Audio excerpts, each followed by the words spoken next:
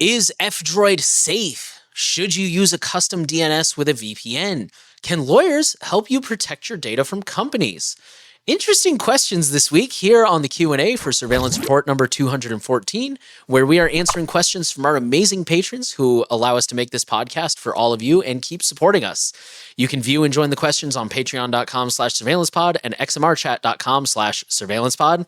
Our first question we're actually going to take from XMR chat this time instead of Patreon. We do still love our patrons and we do prioritize you guys, but this was a really good question and you've probably seen it around. So this, I don't know how to pronounce this, Abeche? I've seen a bit of F-Droid hate lately that it's not safe. Notice since Cake Wallet is no longer on F-Droid, but I just heard in your episode that Signal is now on F-Droid. What's the deal? Is F-Droid safe?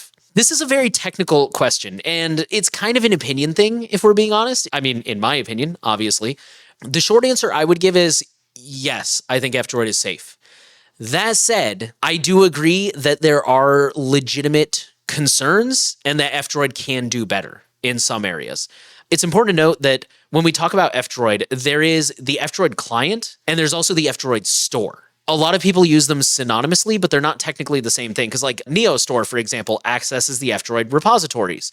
Companies can host their own repositories, which I'm sure Henry will talk about with the Cake Wallet thing.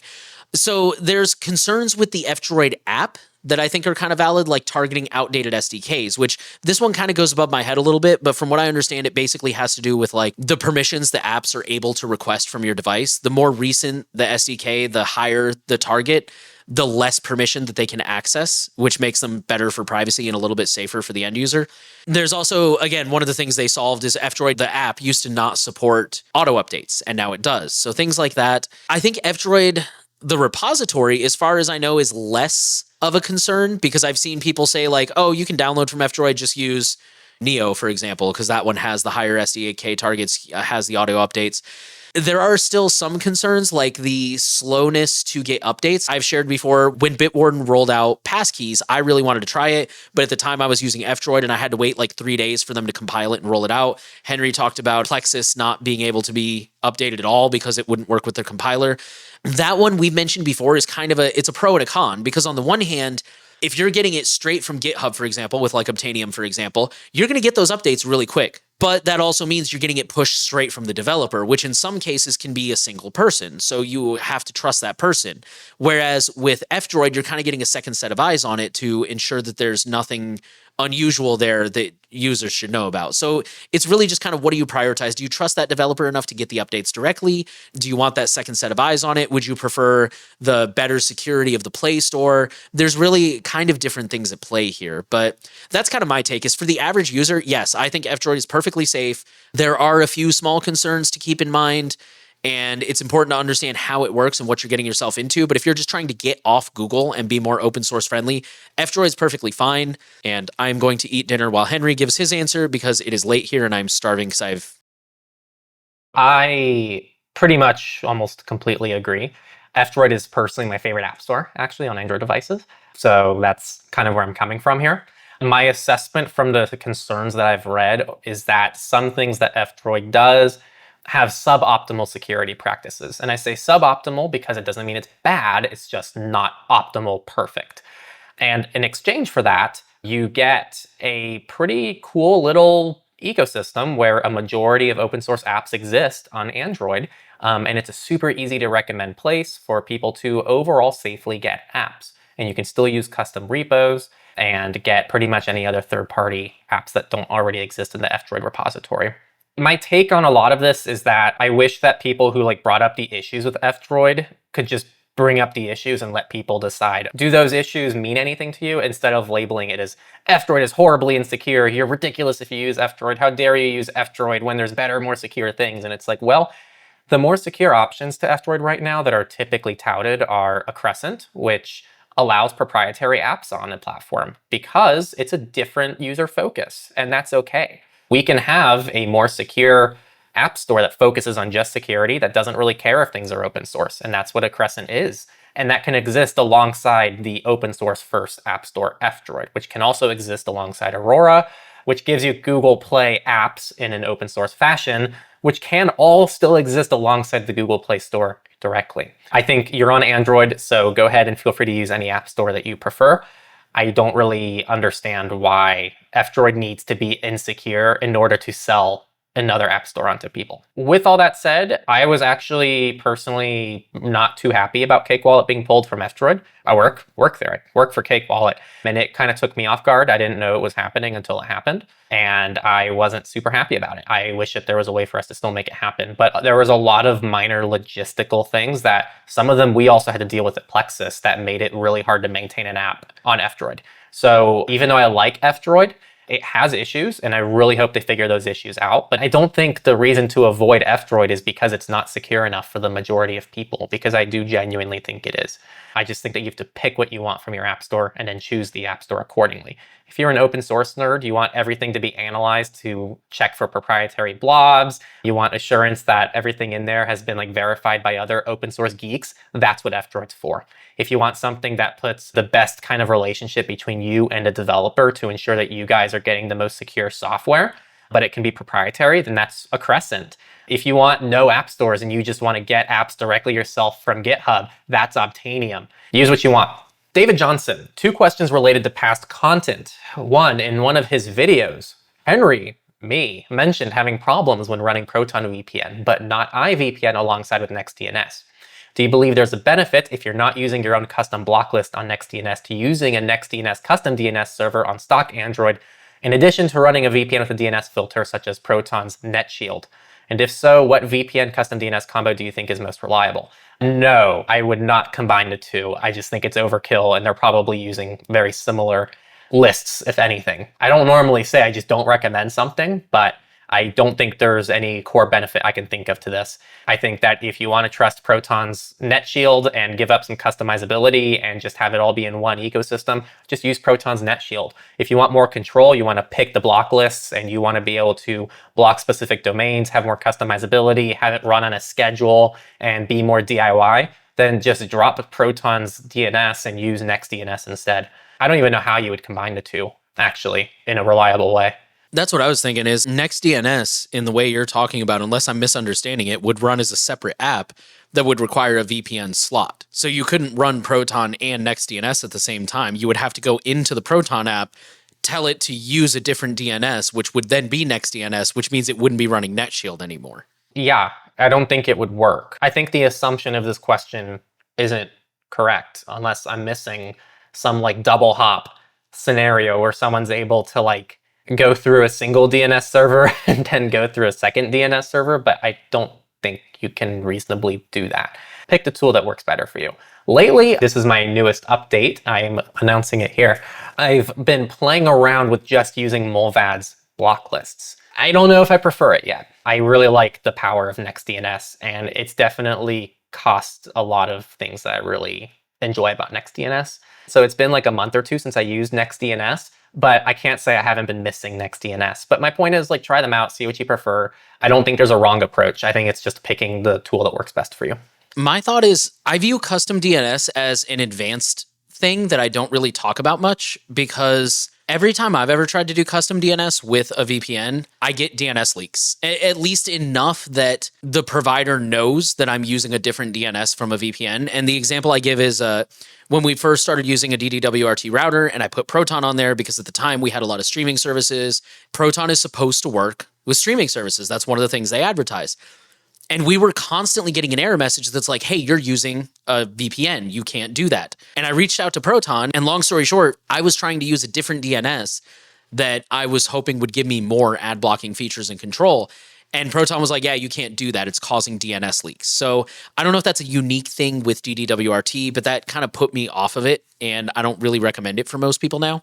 I think this is something important to clarify, because I've seen it happen a lot and there's some misconceptions around this. If there's something I'm saying here that's incorrect, please feel free to correct me in the comments. They're calling it a DNS leak because by Proton's definition of a DNS leak, you're not using Proton's DNS. If you're using a custom DNS, it's always going to show a DNS leak. That doesn't mean it's a leak. It just means you're not using the same DNS server as your VPN, which means your custom DNS is working as intended. In my opinion, the definition of a leak is data being exposed that you don't want to be exposed. And in the case of you setting up a custom DNS with Proton, this is not a leak. It's working as intended. You're using a different DNS provider. That's just not your VPN's DNS.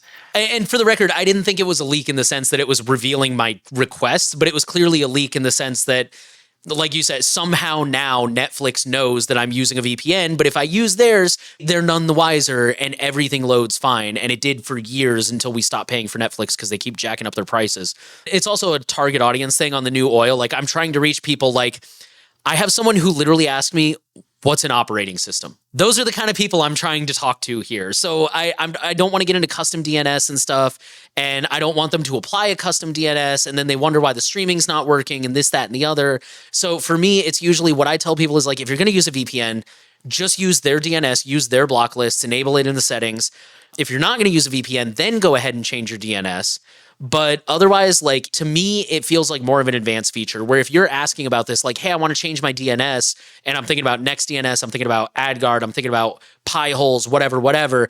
At that point, you've kind of moved on to a higher level where you kind of know a little bit more about what you're doing and what DNS does and what the potential risks are. So that would be the first question I'm asking is like, what are you trying to do? If you really want to use a VPN, then yeah, I would just use the built-in thing. I think it's going to be a smoother experience. But unless you're like Henry, or you're just one of those people who's like, no, I'm super hardcore, I don't use any streaming service, any service where that would cause any issues, then I mean, hey, you do you. No, I agree. I do think it's totally different demographics.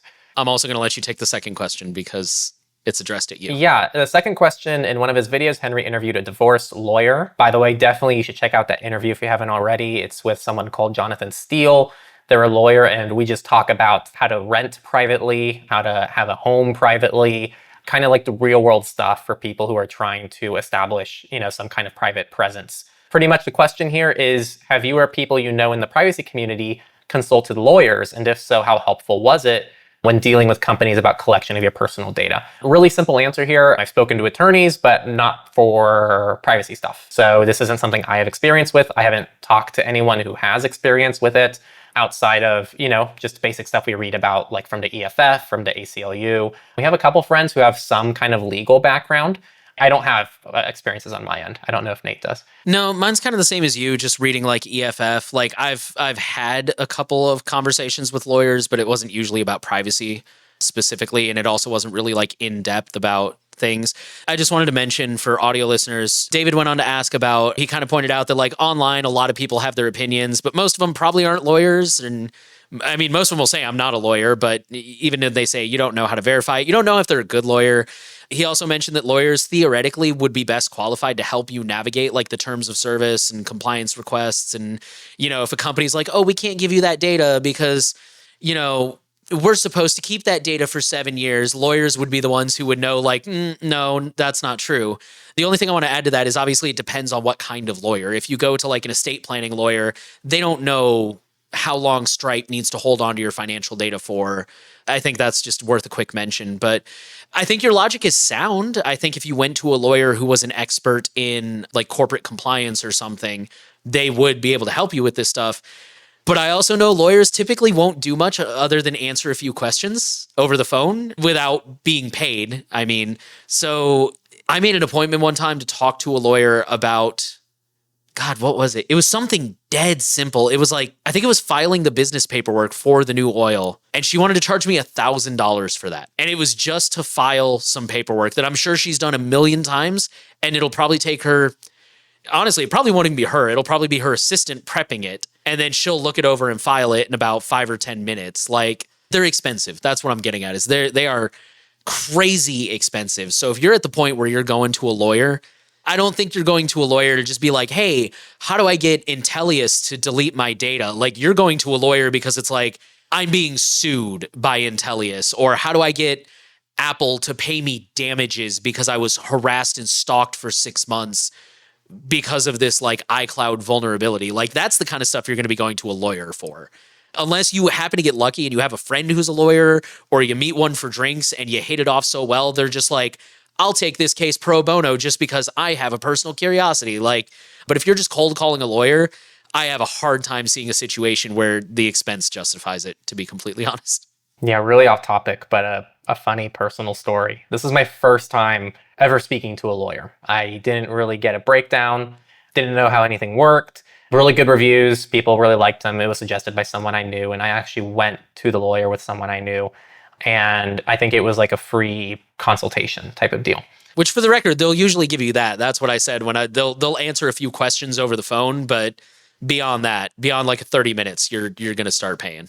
I pretty much asked like, most of my questions to see if it's something I wanted to do. And then I sent just a follow-up email after the fact because there was one question I forgot to ask. And I got, like a paragraph response, something that nowadays like AI could probably spit out if I just... Oh no, I think I know where this is going. And then I got a bill. Yep, there it is. For $600. It was like $400 to $600. And I was like, what in the world? I was mind blown. I was like, holy crap. And mind you, I mean, I was super young when this happened too. Like, so completely pretty ruthless, I think. So I called the lawyer and I said, yo, I sent an email to you and we had no written agreement. I didn't realize like I was a client, that like I was charging your time. If you were going to charge me, like I definitely would have at least appreciated a heads up that like, you were going to be like charging your time. I can't express to you how simple the question I was asked. It was a simple little question. And in my head, I was like, oh, if this like requires more than that, then, he'll definitely just let me know I need to be a client. Luckily, I think he felt bad. I was pretty young and he said, oh, don't worry, like we'll let this bill go. But like, just heads up, like anytime you ask a lawyer any questions, like expect it to be billed. That is my first ever experience with a lawyer, and I have not forgotten it. For the record, I don't think either of us are trying to say lawyers are bad people or anything. It's just their time's expensive, man. And to be fair, wading through all those laws, I'd charge a lot of money too. That's insane. I think that's all we have to add to that. We'll give a quick shout out to some additional XMR chat donors who did not ask questions. Wada left no comment, and Name is the name they chose to put in. They said cheers, and Annie said thank you. So thank you guys, all three of you, all four of you, all five of you, David Johnson, and also, I still don't know how to say it, Ibeche, and all the other people who support and keep this podcast going. We covered is F-Droid safe? We left our opinions on that, and I'm sure some people are going to disagree with us. Feel free to let us know why we're wrong in the comments. Politely, please. We're people too, and we don't claim to know everything. Feel free to weigh in on why you disagree with us. Tell your side of the story. Should you use a custom DNS with a VPN? Again, we don't think so. Somebody else, feel free to leave your side of it. And if there's any lawyers out there, are you willing to take on clients to help protect people from data brokers? So I think that's all we got. Thank you guys for tuning in, asking questions. Really good questions this week. Really diverse, interesting stuff. We appreciate your support to the podcast. If you're not already on Patreon and you want to join the Q&A, you can do so at patreon.com/surveillancepod, or again, xmrchat.com/surveillancepod. You can just leave a little bit of Monero as a tip and we will take your question on the air. So thank you, all of you who continue to support us. We really appreciate you, and we will see you this weekend with another episode of Surveillance Report and the latest headlines.